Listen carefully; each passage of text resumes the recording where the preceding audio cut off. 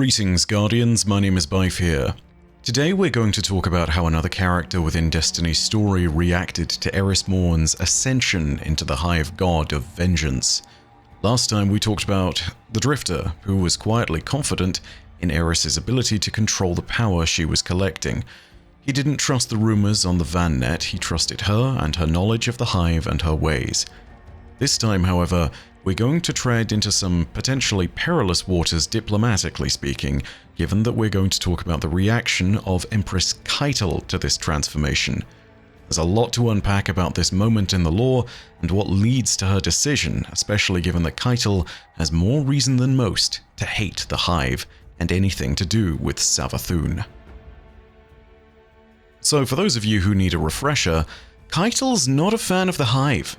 Back when she arrived in the story during the season of The Chosen, we saw her arriving with the bulk of her forces, who were all fleeing the Cabal homeworld of Torobatl.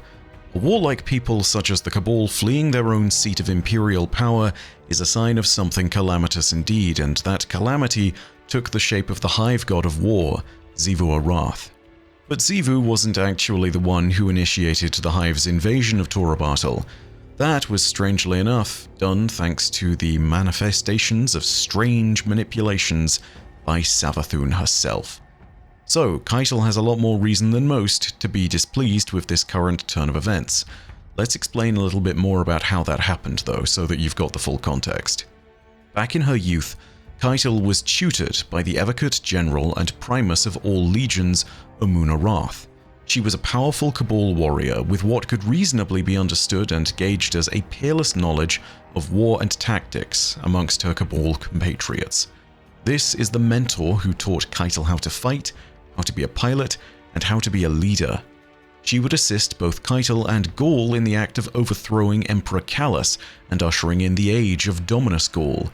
Needless to say, Keitel trusted her inherently.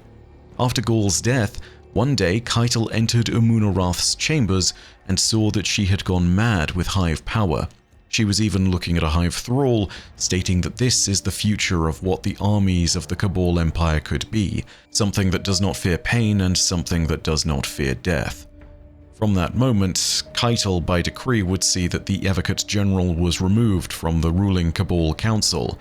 Unfortunately, this was not enough, and Umun Arath's madness was so well seated within her mind that she would be unswayed by such a removal from position.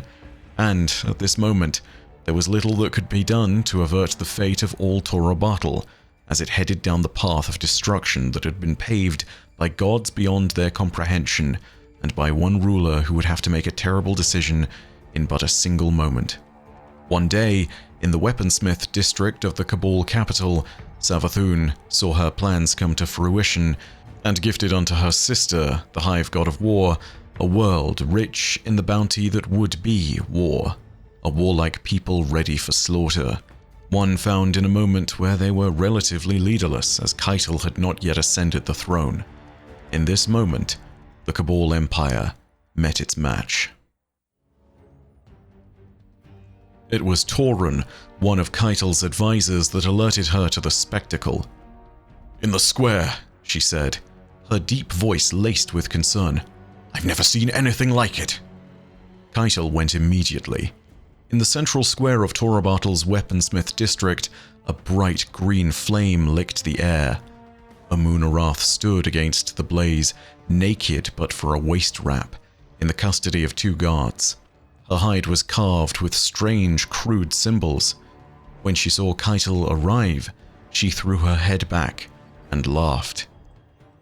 "Here comes the Princess Imperial," she said, "to kneel before our new god." "I am Savathûn," whispering. Keitel strode forward. "Let her go," she told the guards. Reluctant, they did as she asked. "What god, Umun? What heresies have you invented now?" Umun grinned.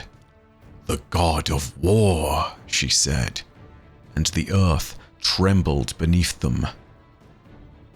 "But the god of war has planted her armies elsewhere. It is her sister, smiling, that has taken the ear of the war child, Umunarath. Keitel stood before Umun in the flickering green light of the fire. "Your obsession is a weakness," she said, "and a threat to our prosperity." "You can't stop it now," Umun lilted, breathless with delight. "Xivu Arath, hear me." Keitel didn't break her stare. "I have no choice but to..." Umun, chuckling, raised her hands. They glowed. The fire behind her burned higher and chattered like rattling bones. "The war is all there is," she said. As the chattering reached a fever pitch, Keitel made a decision. With the lightning-quick reflexes Umun had taught her, she unsheathed the ceremonial sword at her side and ran it through Umun's middle. Umun laughed. "You are war, and I conjure you with war and blood." She laughed and laughed until her mouth began to ooze, until Keitel, disgusted, pushed her off the sword with her foot. The body tumbled back onto the green blaze.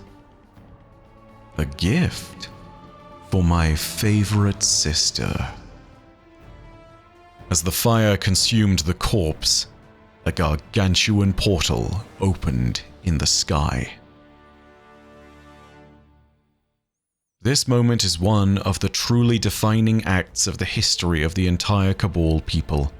Umunarath's corruption, Xivu's armies, Savathun's plotting, and a single swing from Keitel's sword would be the catalyst that would spark the invasion of Torobatl.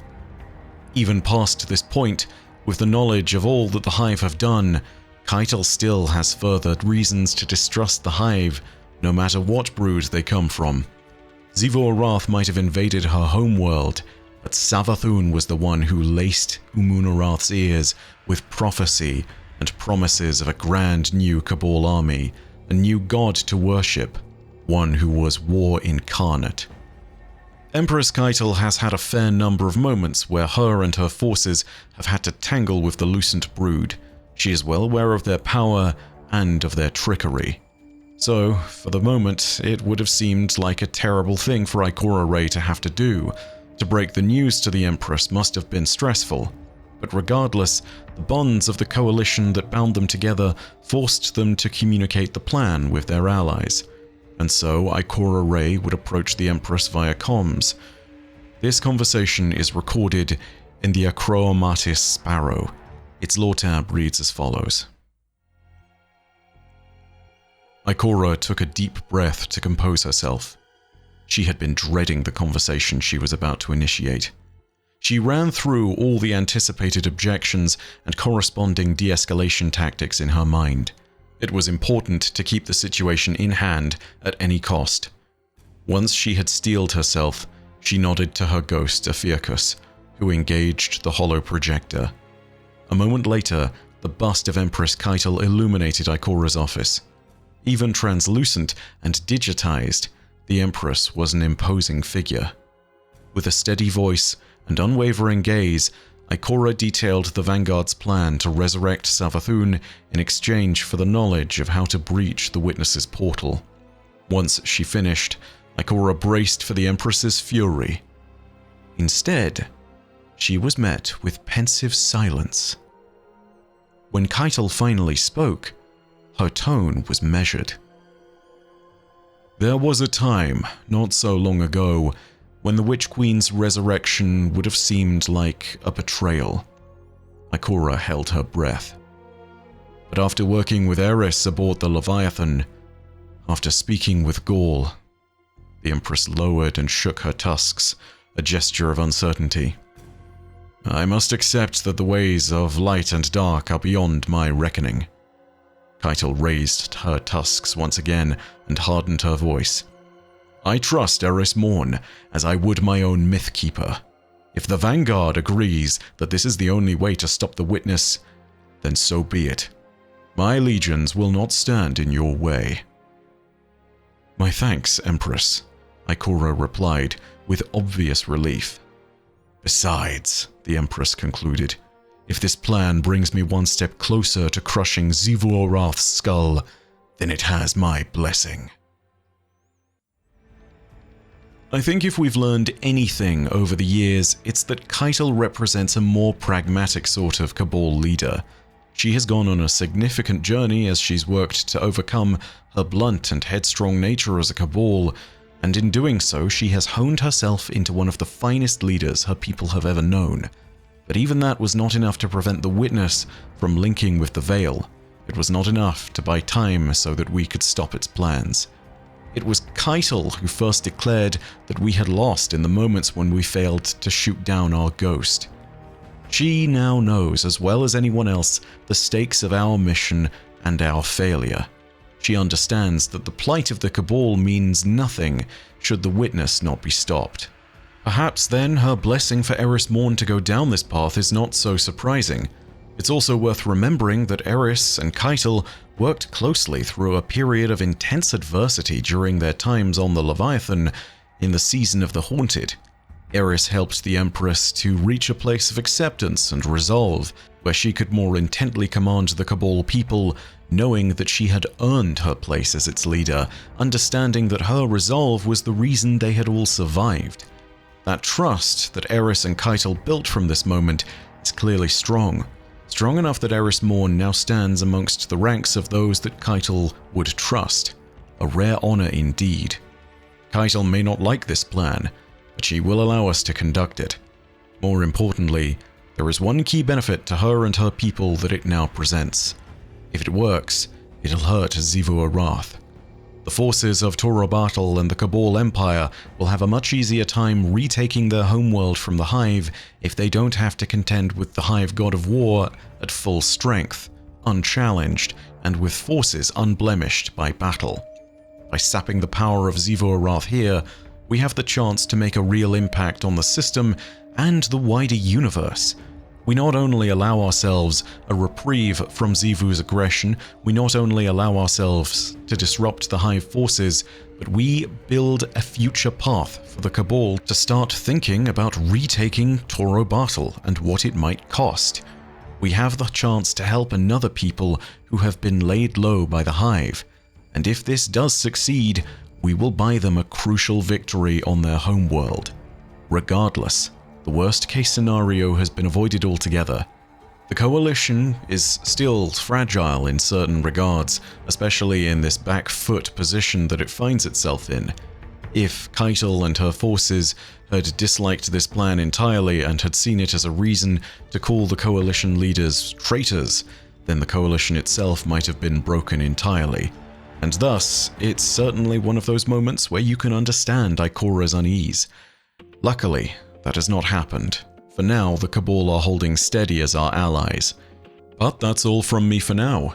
If you enjoyed the video, go ahead and leave a like, and let me know your thoughts down below in the comments section. If you want more Destiny content, go ahead and hit subscribe, and the bell next to subscribe to turn on those email notifications. But as per usual, know that your viewership, as always, is quite enough for me, and that in the meantime, my name is Byf. Rhodacia ad Astra. I'll see you, Starside.